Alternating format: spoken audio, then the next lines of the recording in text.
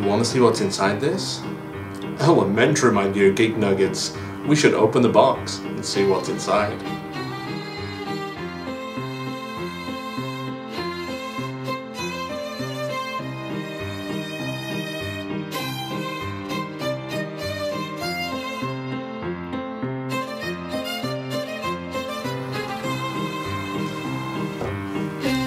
Hi Internet, it's Lee, and as you heard, here we are with a brand new mystery package, hence the Sherlock Holmes outfit, from Smug Savant. There's actually two versions of this. This is the more basic version. The other version is very, very customized apparently. This one's called the Long Hill Chronicle, and basically the way it works is you send this to somebody without kind of telling them. Or you can send it to yourself. And there's mystery items in the mail for, I think it's about 3 or 4 months. Not entirely sure the time length, but I think it's 2 million a month. So this is the first one. We did a similar package to this quite a while ago, and it was actually one of our most viewed and most hated videos. The reason it was hated was because people said we gave it away, and we really didn't, because unless you were specifically searching for the name, and I'm not going to say what it is because it is a competitor, you wouldn't find the video, but people hated us for it. So hopefully this doesn't happen. The company very kindly sent us this. Sean from Smug Savant kindly reached out to us, having seen one of our other videos and sent us this. So let's go ahead and we'll rip this puppy open and see what's inside the first mailing. Alright, so I have no idea. Oh wow. Okay, this is kind of cool. Some packaging, that's all that's in there right now. But this is really cool. Okay, so the first item, it feels like a frame, but I'm not entirely sure. As we go along, I'm going to pause the video occasionally because I do want to take some close-ups for everybody.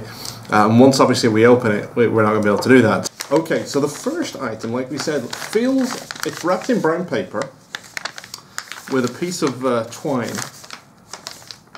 And feels like a frame, but let's go ahead and find out and see exactly what it is. This is really quite cool. If I got this in the middle and didn't know what it was, this would be really quite interesting. So let's see. I'm going to try and get it off as little damage to the paper. Oh no, it's not going to work. Let's just rip it open. Oh, I can tell it is a frame. Oh, there's a letter actually addressed to me.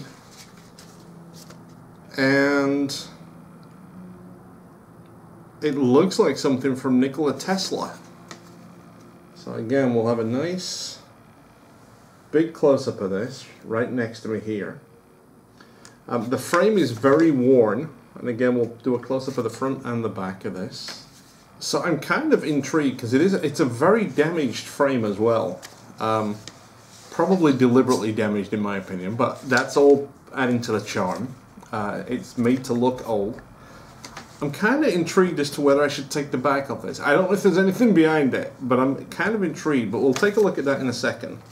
The other thing that's in there is a letter, personally addressed to me.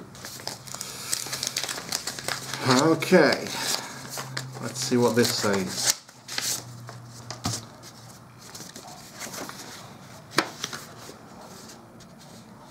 Okay, so we will scan this letter in, and you'll see this as I'm reading it. So it says, Lee Braithwaite, you probably don't realize it, but our families are connected. It might seem strange that I've named you as executor of my will, but in the past your family has been there for the Zoges, or Zoges, I'm not sure how you pronounce that. I'm hoping you are made of the same stern stuff.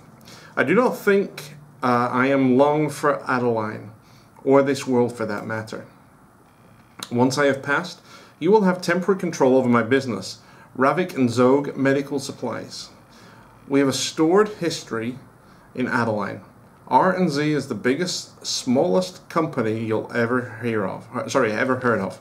If I stacked all the college papers and purchase offers about our inventions, it'd be up to my hip. Likely we're the only reason the small town still exists, though I'm not sure for how much longer. Adeline is a strange town, around 100 people, most of whom work for one business. Though a certain record-keeping organization won't honor it, we know that Adeline is the home of the world's smallest dog, Edison. He was an old stray wandering the streets when some of Adeline's adults were pushing baby toys across the carpet with their noses, and besides a bit of get-up on his hip, he doesn't show any signs of slowing down. Plenty of kids grow up here, almost none of them stay. They say the kids are chasing big city dreams, but I bet they're running from small town secrets. Some of them just don't run it fast enough. And there are whole families who want to get out of Adeline too. The town has secrets. Doesn't the secret still count as a secret if everyone knows it? In Adeline there are outcasts and zealots.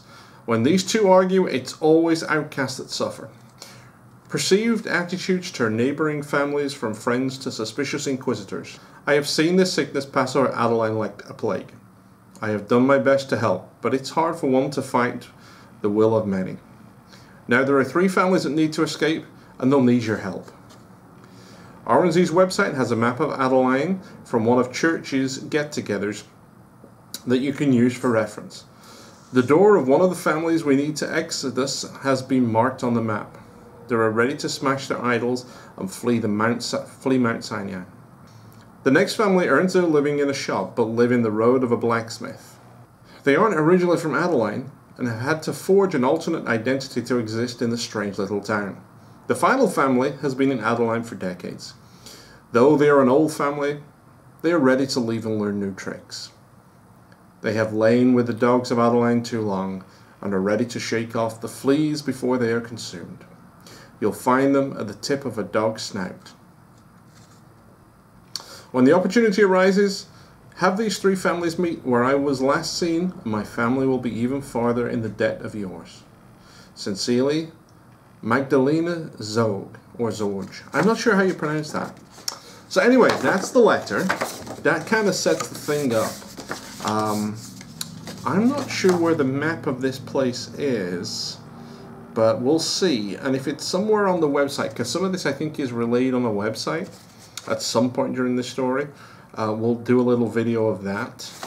But I do have to be nosy and take the back off this, just in case there's something behind it. So let's see. There might not be. Guess what? I was right, there was something behind it. It looks very water damaged. I don't know if you can see that, but again, we'll do a close-up next to me. And this is another letter. Again, this one's actually handwritten. Very nicely done. If I die, it was him. If I disappear, it was him. If I leave without word and never return, it was him. Ravik Dominic Ravik. I've always said he was too obsessed, but I never knew the depths to which he would delve. I knew that our work was his passion, but I always assumed there were limits to how far he would pursue them. The boy proved me wrong on that point. The kid was smart. I know we chose Adelaide for their smart kids, but Martin Ledoux stood as a good chance of everyone to be R&Z's new engineer. Ledoux had a mind like a surgeon's scalpel. It was straight to the core of any problem. I thought that's why Ravik paid so much attention to him.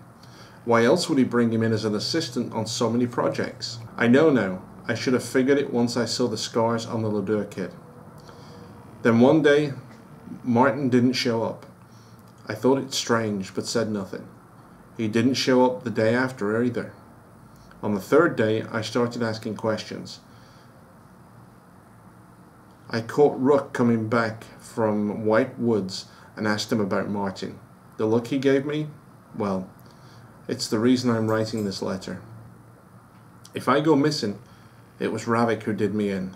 I'll probably be buried in White Woods next to Martin Ledoux. Mikhail Zoj. Well, there you go. That's the start of our mystery.